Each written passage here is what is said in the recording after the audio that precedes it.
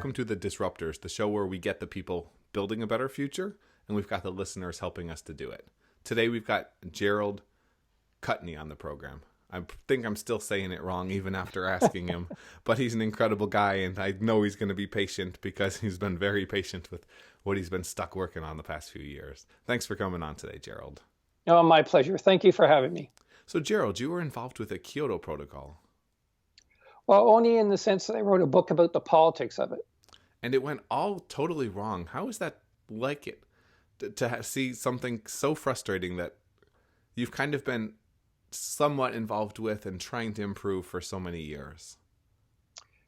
The most bothersome part is that most people involved, the vast majority, had very good intentions. But the practical part of Kyoto has to be judged by the actual results.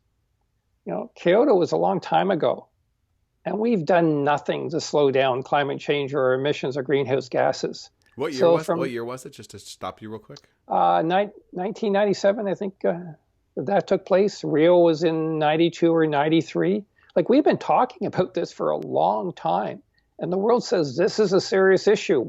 And everyone agrees we must do something about it.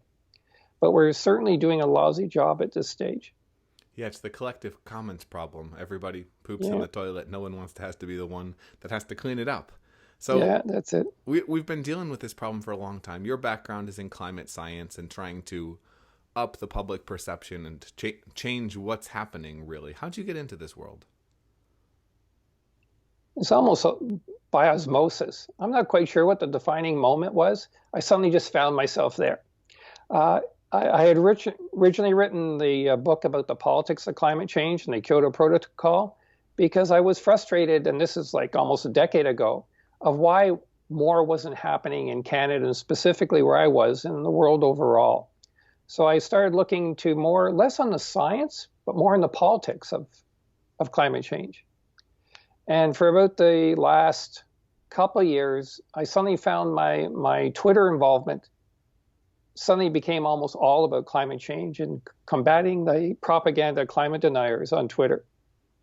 How much of that was because you took it on as a personal crusade, and how much of that was someone pokes you so you like to poke them back?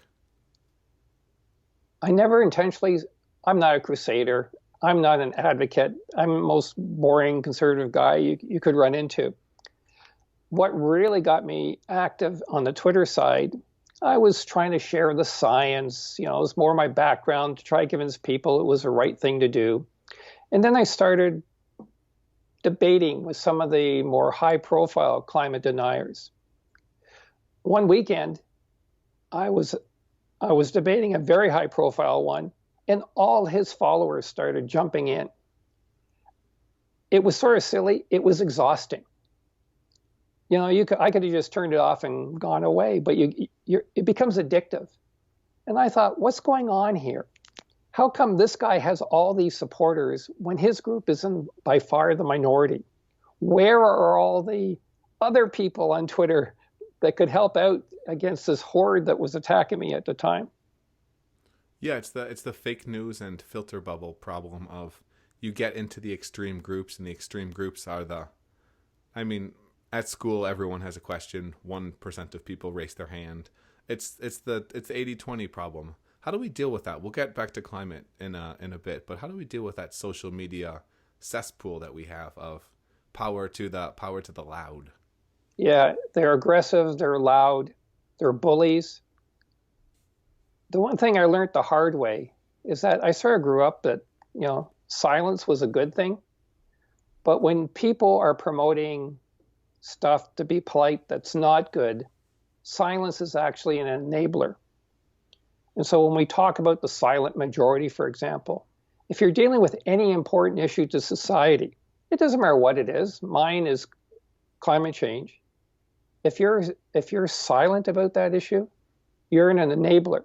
You are actually helping the side that's promoting it.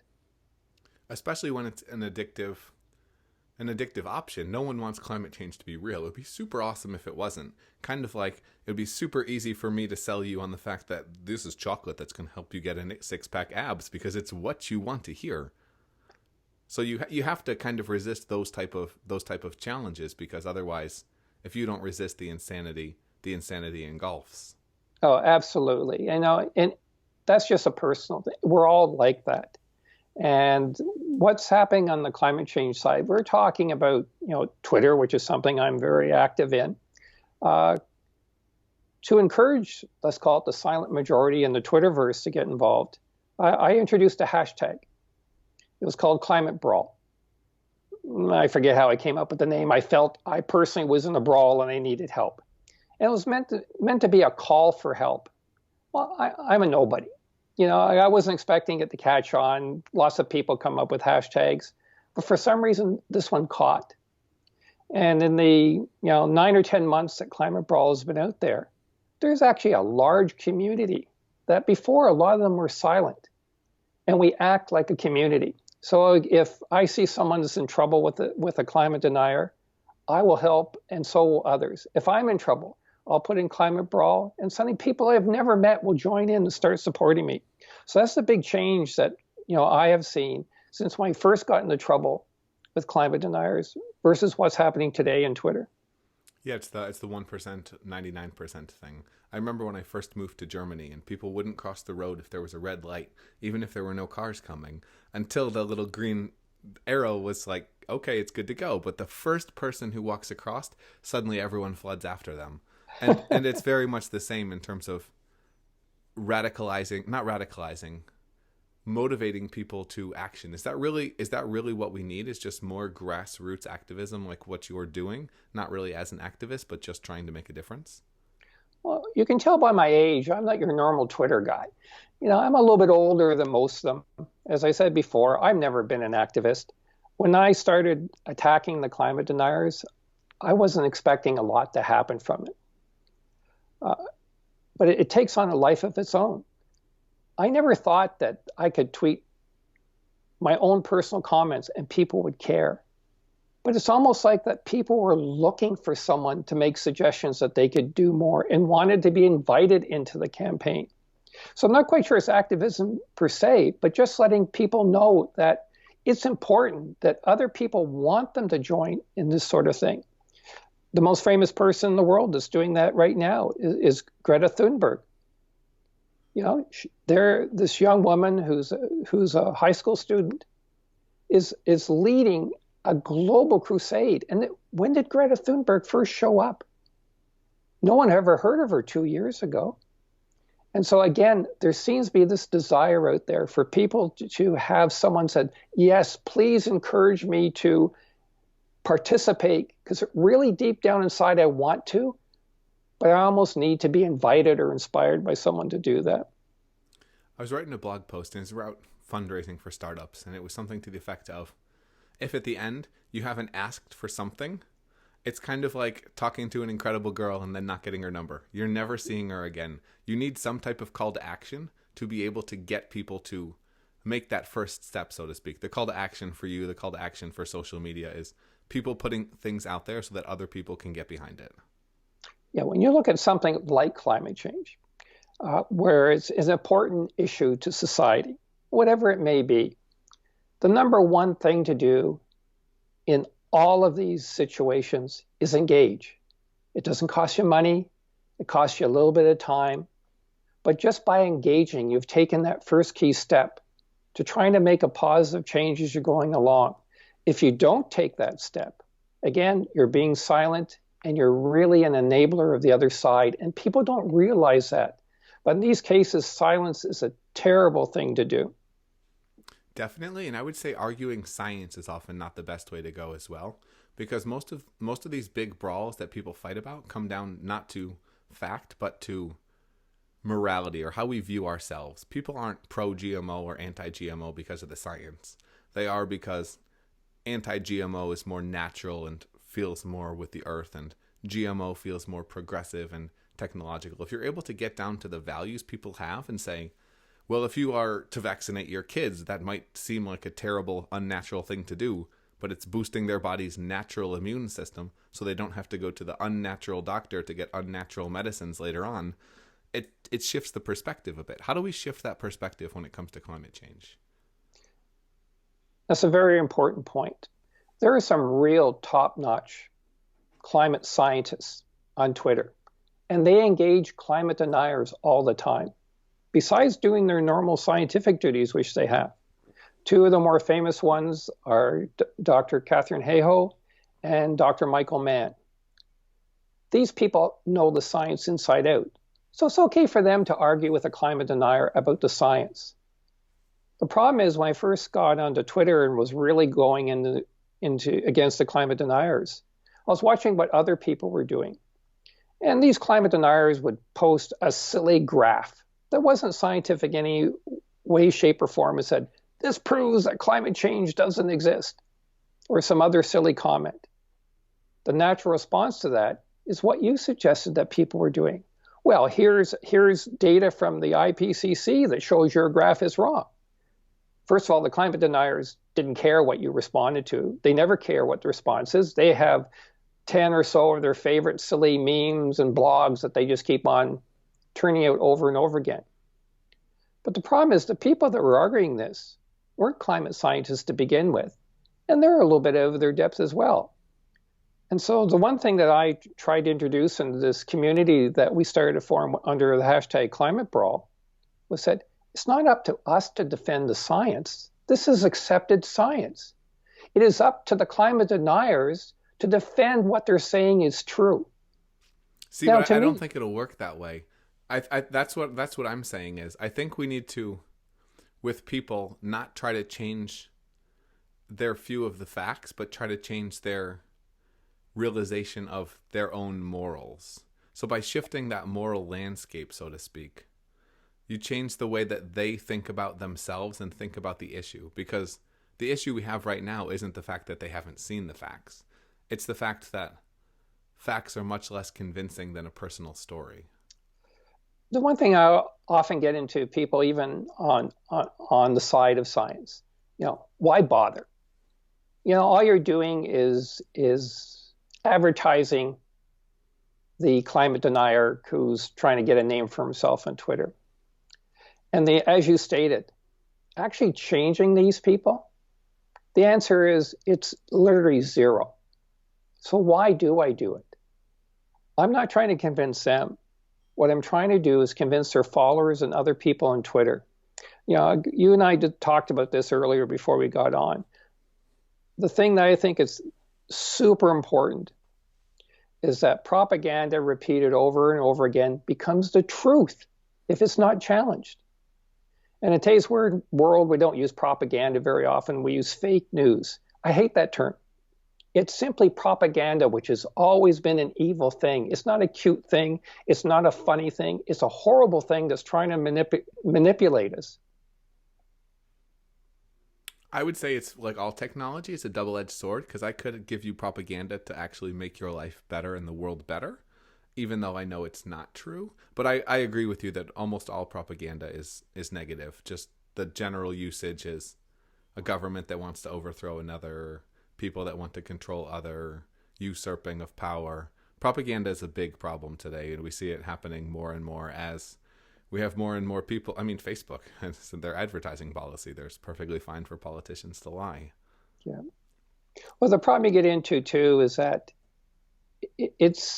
face it, propaganda has been around for ages, and it will always be there. But the proliferation that we've seen in just the last few years, it's blowing my mind away. It's okay during an election and politicians are giving out their fancy promises that most of them don't turn out to be true. But in today's world, it's almost every single word out of a politician's mouth, for most, not all, but most, there's no truth behind it whatsoever. They simply say what they want, and the only purpose is to get elected. Yeah, it's hard with the exponential economy that we have now, where clicks create more clicks, drive ad revenue, drives more engagement, drives an entire flywheel where things become... So I had friends in Europe, and I told them when they were laughing about Trump and how bad it was, and do you think he's actually going to get elected? How crazy is this? Every time you guys are looking at those articles on Blick or on the German magazine or a Chinese one or whatever, you're making it more likely because you're making him more visible. So there's a saying, there's no such thing as bad publicity, no such thing as bad news. And it seems to be the case, at least in democracy. Well, there's a related one, and they say don't feed the trolls on Twitter or Facebook, wherever the case may be. And I understand that argument, but I still maintain that the more important thing is if you don't challenge that propaganda, it becomes the truth when it's repeated over and over and over again. And you see that in popularities of people, whether it's wherever it is, whether it's in Canada or the US or Australia, where some of the strongest climate denier movements exist, that normal people, whatever that means, start believing what they're hearing, which is just atrocious. Because even though if you did any looking whatsoever, you know it's not true.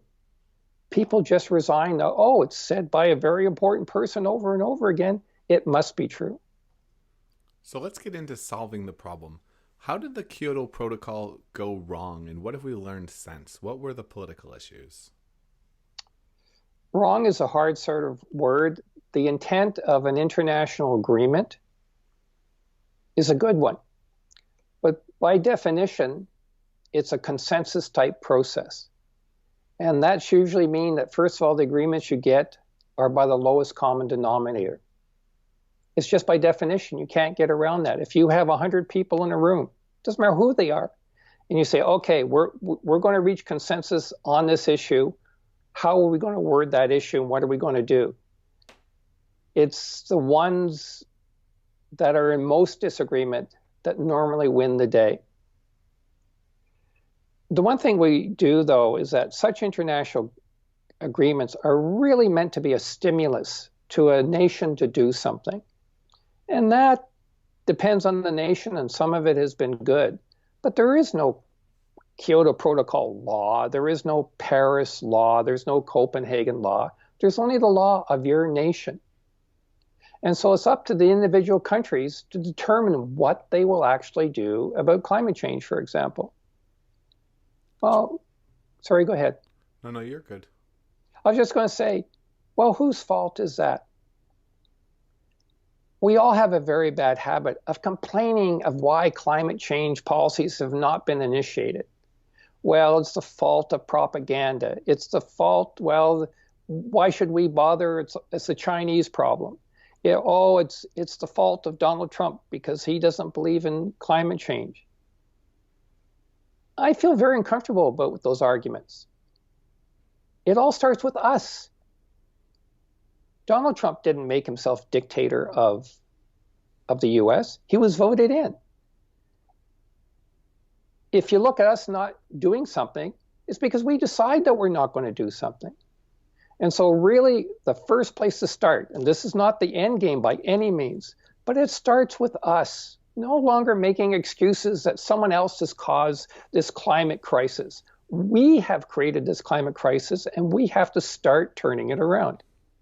I think one of the big problems is it's the same problem with charity. If you see one kid starving, you're more likely to donate money than if you see 2 or 3 or 4, because the bigger the problem seems, the less you're able to feel that you can help. How do we solve that with the climate crisis? Because plastic straws are pretty much not a big deal compared to the grand scheme of things. How do we change that? Because we will need the top-down changes as well to hit the type of metrics that we need to hit to not all get screwed and soaked. When you talk about situations like that, we've been cutting up propaganda. But what happens when you promote true things over and over again? Is that propaganda? No, it's not. It's the opposite of propaganda. It's called education. And so education plays a big role here. Do you mean formal education or informal? Formal and informal. I actually like the formal part, but informal especially because we have more control over that. And so when scientists and international organizations and all sorts of studies keep on hammering, the science just hammers over and over again. We are in a climate crisis. We have to do something. There is no doubt about the science whatsoever. Boy, that's a pretty strong message. And it's scary that we're not paying more attention to that to do something. But what can an individual do? Let's say you and I are the only 2 people in the world that believe in climate change. How do we start? Rule number 1, we already talked about. You engage. You talk about to your friends, to your relatives, to anyone who listens to you. I do the same sort of thing. I've then gone off on Twitter, and on my later part of the Twitterverse, I go on ad nauseum every single day about why this is important and why the deniers are wrong. Number two, you act. You do something. You do something, first of all, in your own life. What should you do? That's entirely up to you. What I'm doing on climate change may be completely different than what you're doing, but I try to do something to lower my footprint. The most important thing where really major change will be done is when we vote for the candidates for the best policies to handle this climate crisis. We're the ones that vote the people in power. They are the ones that have to do the big stuff, that to really do something about climate change, they have to be the one leading it, and they will only lead it if we demand that they lead it. I would add, for the personal doing stuff, that you don't have to do everything. For a lot of people, it feels like an all or nothing. I either need to go full on vegetarian, vegan, I need to give up my clothes, live in a house with no air conditioning, and do all of these things. You could just get a reusable Starbucks cup. It's not that big a deal, but you know what? Now I work at Starbucks all the time. I don't need to get a cup every single day, and it's a small thing, but it's suddenly a hack. And all the little hacks that you can create in your life create small percentage changes, and those small percentage changes make much larger differences over time. I would agree, though, that we definitely need to get governments on board. I think in the US it's tough because of the corporate finance structure. So a company can come and give you a bunch of money to more or less think like they think if you're a politician, and that's what you need to get elected. Other places, I see the problem much, much less. Yeah, you've really identified a very important point. In Canada, we're lucky. Corporations can't give tens and hundreds of millions of dollars to a party to win. They certainly try to influence our elections overall, but it's nowhere close to what's happening in the United States. The whole reason that climate denial has become a big issue is all related to what's called the denial machine, which is has been financed for the fossil fuel industries for about almost 40 years now. And we're talking about big financing. And this is where most of the traditional propaganda has come from. This is also the group that has essentially sponsored high-profile politicians to promote climate denial, and certainly not to allow any policies that would cut back on the use of fossil fuels. And now you've seen the situation in the U.S. that not only is the president of the United States a climate denier, studies have shown that literally every Republican in the GOP is a member as well. That itself is a scary fact. What's correlated to intelligence and education level. And also, I think a big part of the problem is if I tell you one political belief I have, you can guess all the other ones. Just the extremization and the partyization that we have, and that you have to toe the party line or you're not able to change that. That's a whole nother can of worms. We'd have to change the whole Constitution for that. That's a fair comment. And, people often blame ideology versus believing in climate denial. That is true, but that's not the root cause. What ideology sets people up for is be able to welcome information that supports their beliefs. And so when the denial machine turns out propaganda over and over again, ideology opens wide to accept this sort of thing. And so ideology is a factor, but if that denial machine had never existed, we would have strong climate change policies in place in the U.S., which is a leader in the world, and the rest of the world would be following. See, I can kind of agree with you, and yet, for me, people will be mortified to hear this, but in a lot of ways, I associate religion in a similar way of it's a problem that has a very, very, very attractive solution or end game, so to speak, and if you don't speak out against it, it is something that, like candy, every little kitty wants to have. And if you don't have something pushing against the attractive proposition, pushing against the, oh, don't worry, this guy isn't falling, everything's good, then I think it still kind of creates the problem in and of itself, because we want to have the easy life of McDonald's and Netflix. It's just, that's what we're evolved for. Yeah, and it's not that it wouldn't exist, It would just be but much weaker. much weaker. And the scary part is we're not talking about weakness right now. We're talking about strength. It literally blows my mind away that when the science is so clear, science is apolitical, by the way. There's no such thing as left-wing science. There's no such thing as right-wing science. There is just science. And so when science says this is what we understand is causing modern climate change, yes, you can see sometimes where people like it or don't like it, but for such a large part of the population to essentially dismiss it is just pure foolishness. It has nothing to do with politics or anything else. So let's talk about potential solutions. What do you think about a carbon tax? What do you think about some type of maybe carbon-based UBI credit system? What are some of the more promising ways that you've seen for getting that collective action that we need to get governments, multiple governments, world governments on board for moving things? The IPCC and their reports that come out every 6 or 7 years always have a report on science, mitigation, and one on adaptation. And when you're talking about, well, what should we do in terms of mitigation of those, they lay out the options quite nicely. What are the best ones? It's almost like, what is the best personal option to reduce your own? It's going to vary from site to site. I don't think there is. But what's your opinion? You're very involved in this. A lot of people aren't. Lay out a couple of the ideas that are out there. Like in Canada, we've introduced a carbon tax. It's actually called a price on carbon, but the right wing labels it a carbon tax. It's a terrible thing for all the people of the world because it's just a tax grab. I'm a big fan of a carbon tax. It's essentially a sin tax. It's like the high taxes on cigarettes. What it's trying to do is that saying, okay, you can save money by not using so much material that has greenhouse gas emissions. And the Canadian program is actually quite creative. We get a rebate every single year that for most of the population is more than they're actually paying in the carbon tax. And what's royally cool, we got that rebate before the carbon tax even began.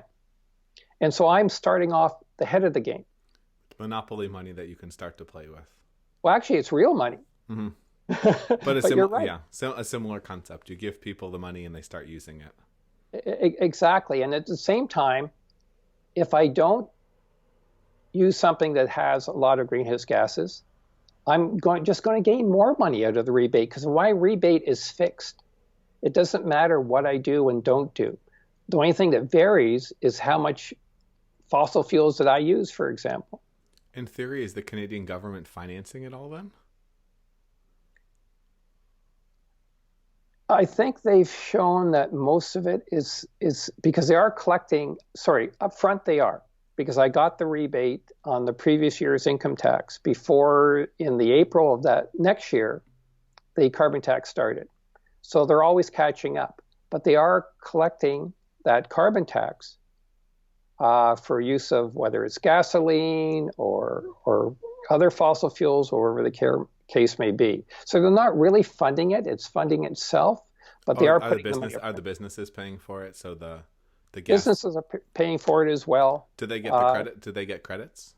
No, they don't. Those are individual things as things go along. Now, it's all these things are always a little bit more complicated than they seem. But to go back to your original question, yes, I like carbon tax. So to simplify, just for listeners, what it sounds like is happening is the businesses are paying the tax, which is going directly back to consumers as the initial rebate, and then consumers are spending their rebate. But that works because government can make it move, and all consumers are on board because they're getting free money. So businesses can't change that.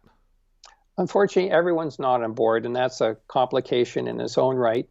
People are paying it for themselves as well, because people are paying this as it goes on. So it's a little bit of the combination of the two.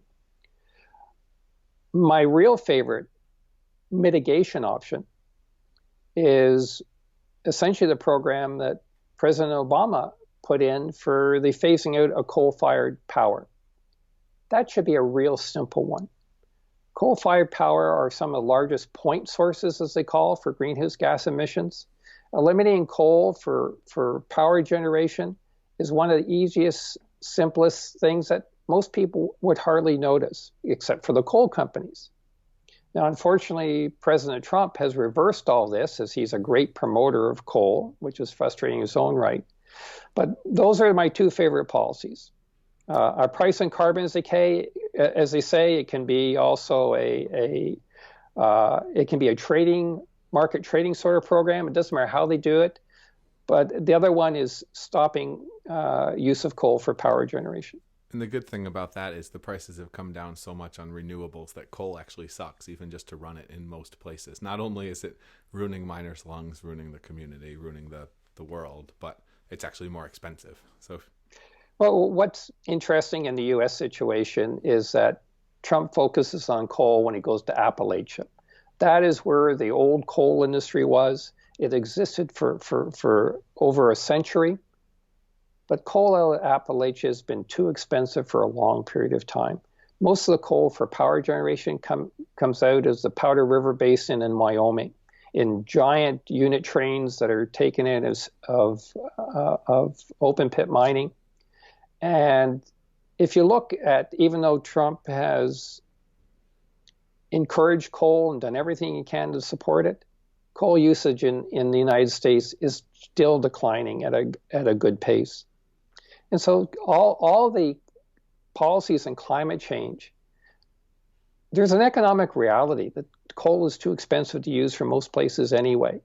And there's a real good reason to help the world by stopping it as well. So it's almost futile what Donald Trump is doing, but he is delaying the process. Yeah, there's more renewable energy jobs in California, I want to say, than the entire U.S. coal industry combined. It's staggering, but we're moving in that direction.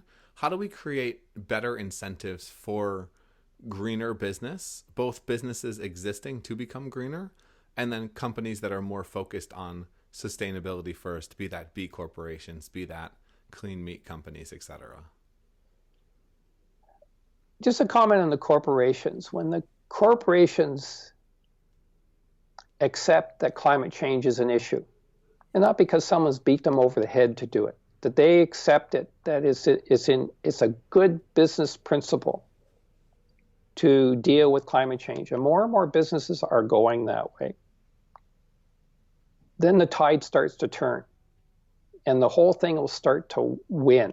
And so the idea of corporations, whoever they may be, whether you're talking about the Googles or the Amazons, or you're talking about the car companies, or you're talking about the fossil fuel industry, they have to accept that climate change is a real serious issue that will hurt their business if they don't do something about it. Not because someone says it's an altruistic thing that we should do.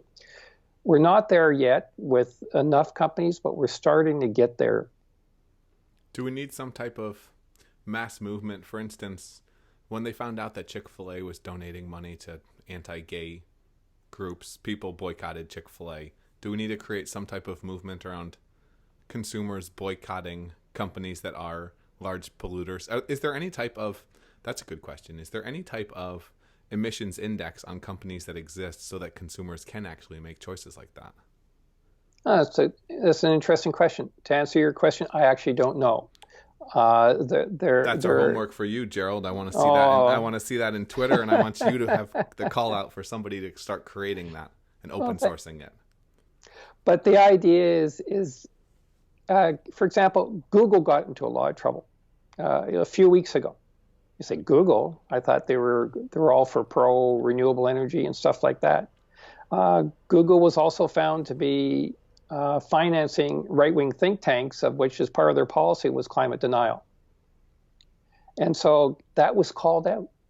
I think the article appeared in The Guardian.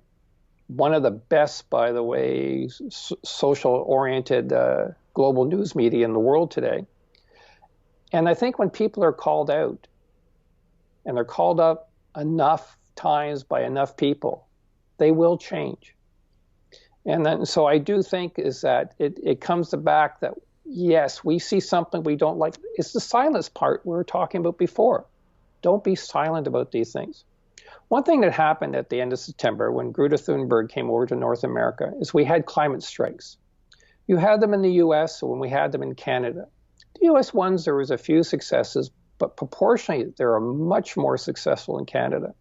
I think totally across our small country, we almost had 1 million people in those climate strikes. One was at I think the 21st or 20th of September, and the other one was a week later.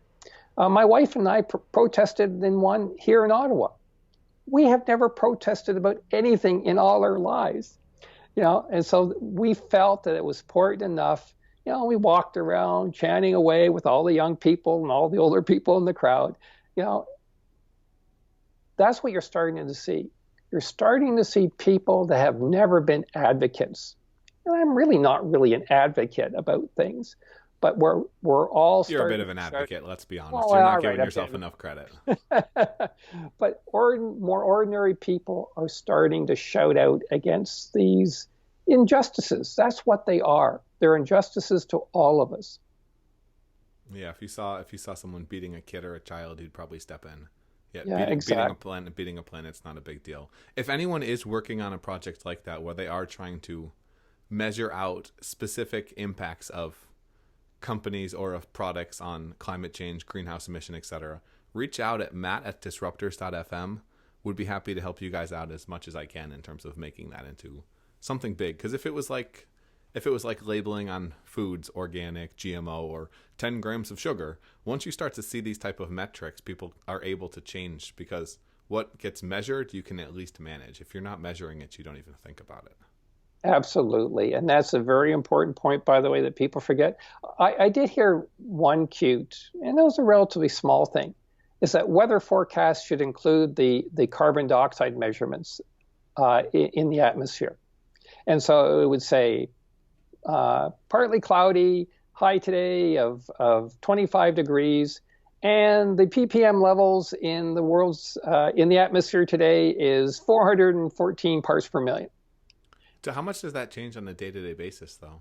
Not very much. That would be the tough thing. It doesn't change very much on it's more seasonal than anything else, and from year to year is pretty small. But it's just to get it out there. The idea is that, does the number really mean that much? I'm not so sure. But that people are seeing it. I'd like to see that's a good idea. I'd like to see instead of that, weather companies and news channels taking an action and putting up a forecasted temperature, 20 years, 50 years, because that would freak people to shit out. That would be cute. I like that too. If anyone's running a news channel, there you go. There's your way. There's your way to get yourself on the news, so to speak, and start making an impact. What technologies or trends outside of what we've talked about today are you most excited about, and why? During my career, I was often involved with development of new technologies, especially related to bioenergy and situations like that. And it sort of has made me pessimistic about the latest trend that's out there. Doesn't matter what it is. And the problem is, with the latest trend, people can get really excited. And a neat trick that the right has a tendency to do is going more and more in this direction. They'll say, oh yeah, we believe in climate change. And we believe that future technology will take care of it. And here's an example of some of these exciting new technologies that are coming out. People have been saying that for 30 years. Look where it's gotten us so far. It's gotten us squat. Now, that doesn't mean you don't try, and it doesn't mean it won't happen, but damn it all, you can't depend upon it. What we have to do is not look at the latest experimental results out of MIT or some other university. What we have to focus on is what you can call up and saying, yes, put in that wind turbine, put in those solar cells, put in whatever technology is proven today. I would say you're half right, but I think the other half is putting the funding into those promising technologies. So taking the tax credits out of non-renewable energy, taking the tax credits out of automotive, etc., and putting those type of tax credits or even possible funding into renewable energy type vehicles, so that when you're putting up those wind farms, you're saving money. When you're buying that Tesla, you're getting the rebate, so that we're also incentivizing the existing solutions, but then incentivizing the fundamental research as well. Oh, and I agree. And I know I'm a bit cynic about the technology just because it's been so abused, but it is a good thing to try to do. Don't get me wrong. We're talking about the things that I would like to see done. Just personal comments, not really scientific, just from what I've seen. I mentioned the price on carbon. We talked about removal of coal. The third one that in my mind, and you're always looking at what's the easiest to do. And there's nothing wrong with that. That's what we should be doing. Is that I don't understand, well, somebody doesn't pick a magical date. Let's say could be 2025, 2030, saying all new cars sold in this country have to be emission free.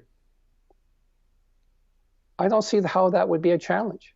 All you have to do is buy an electric car. And I'm not saying that people have to buy an electric car. If I had to go buy one tomorrow, I'm not quite sure I could afford it. But the idea is that new cars being sold after a magical date have to, however you do it, details are, I don't care to a certain extent, they have to be emission free. I think the car manufacturers would have time to give them enough time to retool their plants. And so starting by 2030 or something, I'll just use an electric car as an example, they're only going to be turning out electric cars. Transportation sector is huge. And that way the problem starts getting solved by itself. Ooh, now we get into the interesting stuff, because this is what China does. But China is very authoritarian. I know I was living in Hangzhou 5 years ago or something. No non-electric vehicles allowed in the city. And at least in terms of motorbikes, buses, they were on the way to cars. There are a lot of cities that are doing this now. How do you view that, in that authoritarian or centralized governments can act much better on this? But then we have the flip side of human rights violations, what's happening now in Hong Kong, the Uyghur situation of internment camps, essentially. How do you think about that? Do we need some type of more centralized control, or can democracy make actions fast enough? Let me get sidetracked just a little bit. In the denier world, they have no science to back themselves up. And I get into more and more arguments that, what you're trying to do is socialist or it's communist. And then, of course, they'll accuse me of being a fascist of what's going on. In all this, democracies, by definition, suck at make major changes. Okay, they're not designed for this. Democracy is really bad when you're trying to make changes today where the real benefits will be in the future, because our electoral cycle doesn't allow for that. But simply saying that by a certain date that car emissions, you got to have recourse, though. You've got to have a gun to somebody's head. Well, what happens is, I'm just going to say about the cars. If you say, okay, at a certain date the emissions have to be zero, well, what's the difference than when they had mileage setting for cars in the past? They're saying by this date, the average car has to have a certain mileage. It's no difference. So this isn't authoritative or anything else. It's that looking at what potential challenges you're introducing, regard to what the benefits are. And the benefits for climate change, we need something major.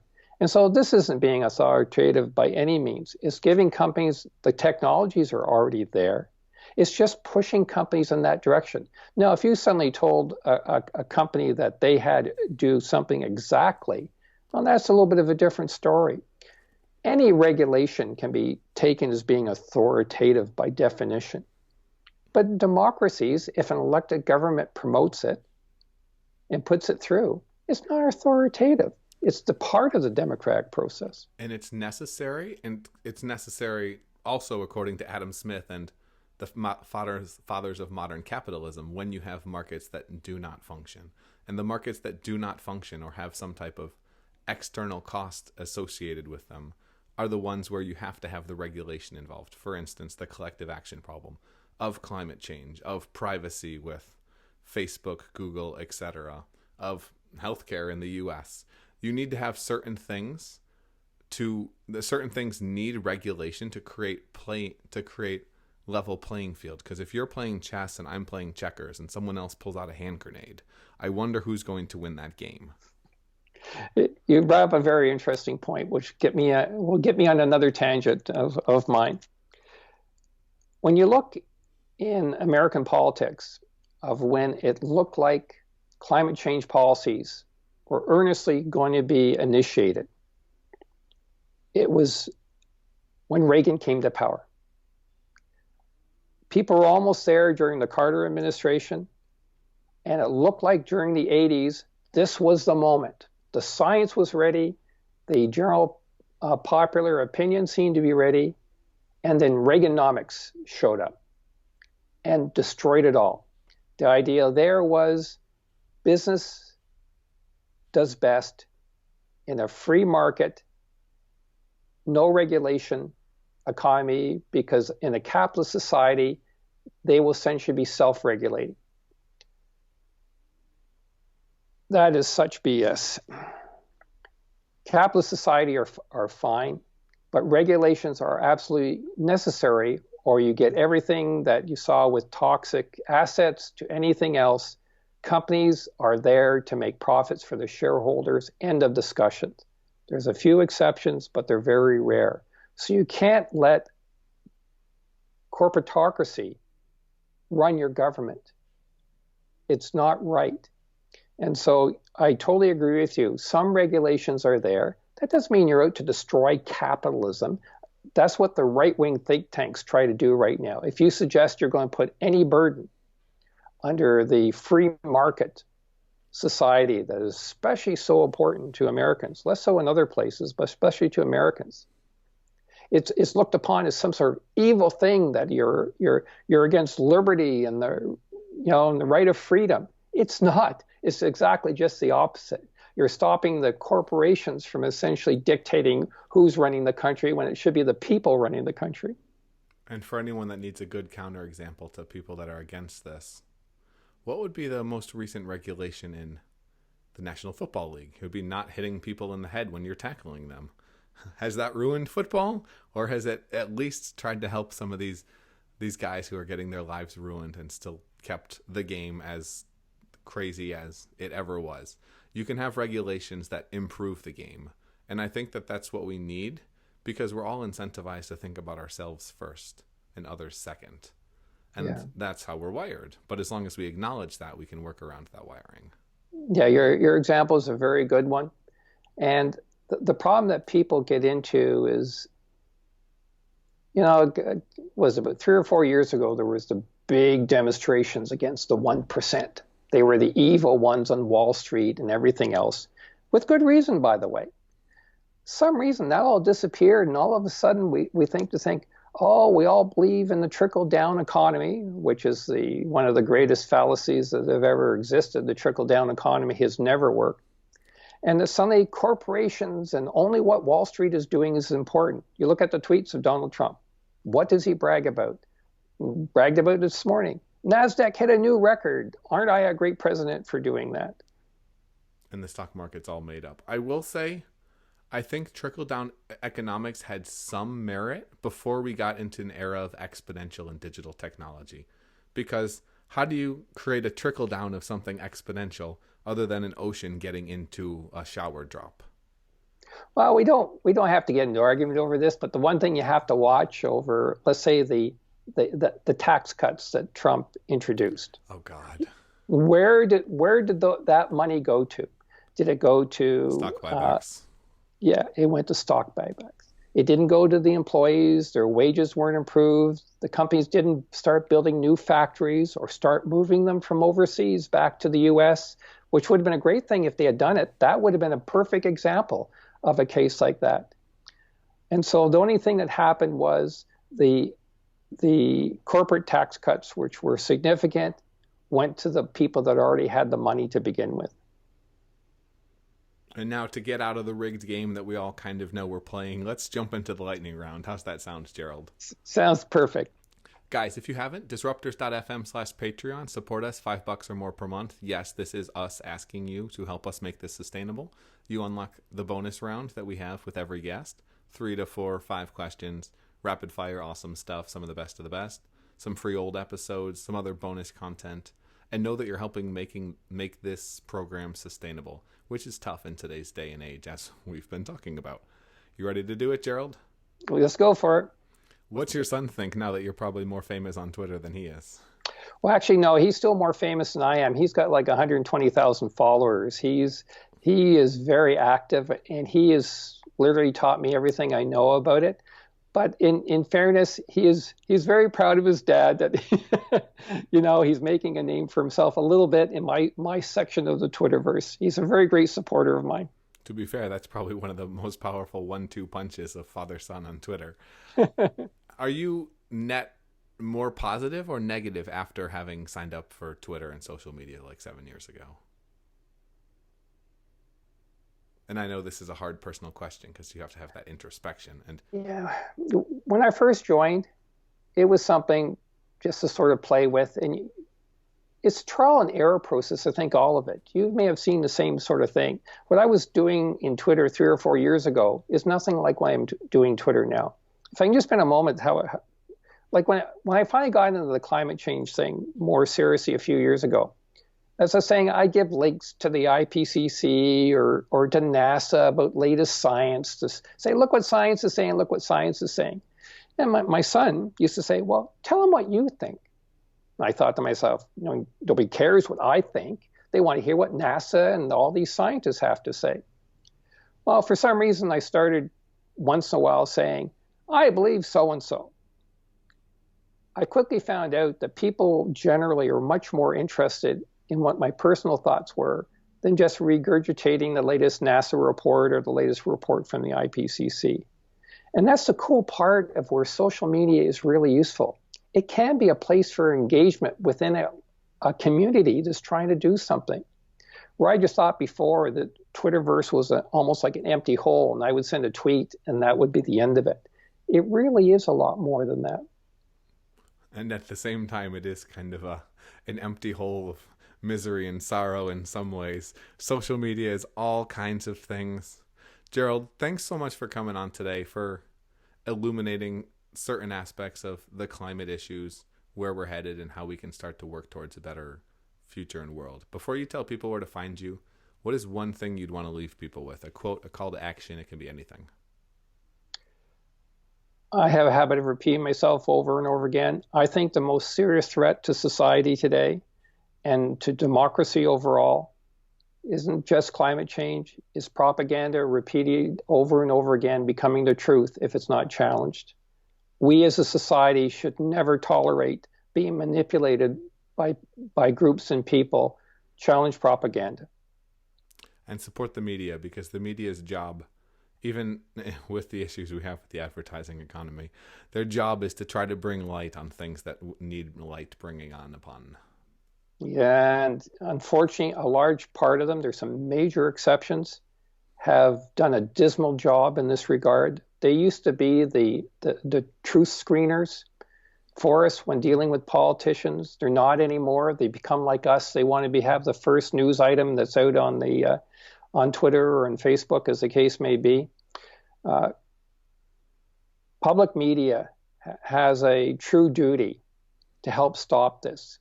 In the past, they've unintentionally actually promoted it.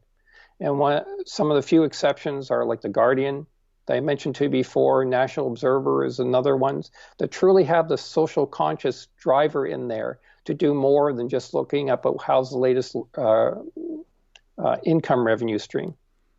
The Guardian, funded by BBC and the British government, right?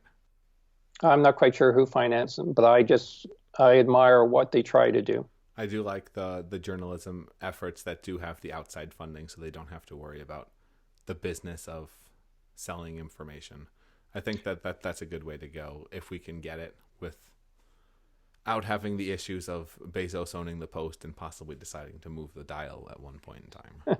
Well, and if you look at media generally, as you identified, there's these few giant conglomerates that own most media outlets, which was never true in the past. And so whether it's Murdoch, who's the most famous, or whatever the case may be, Murdoch says do something, and every single news station or newspaper will do it. Yeah, it's exponential impacts. Gerald, thanks for coming on. Thanks for doing this. Where is the best place for people to learn more about you and what you do? Obviously, give them the Twitter handle because we've talked Twitter quite a bit. Yeah, please follow me on Twitter. That's the easiest one. It's at Gerald Kutney. And I'm pretty easy to find on Twitter. I spend too much time on Twitter. I should spend less, but that's where I rant and rave about the importance of climate change science and what is wrong with climate denial. And if you guys believe in this and what we're doing, you believe that we do need more media that is focused on shedding light on things, consider sharing this episode with a friend, a family member, or leaving a review on iTunes. It's the biggest high five you can give us to help make this more mission and impact driven, because it really doesn't matter what I do unless we have more people doing what you guys do to make it better. So thanks, disruptors.fm, and thanks for coming on, Gerald. Oh, my pleasure. Thank you for having me. Cheers, guys. Go get a reusable Starbucks cup if you're always there. Trust me, it's a great hack, and sometimes they'll even give you free refills because they think you already bought a cup. Cheers. Bye-bye.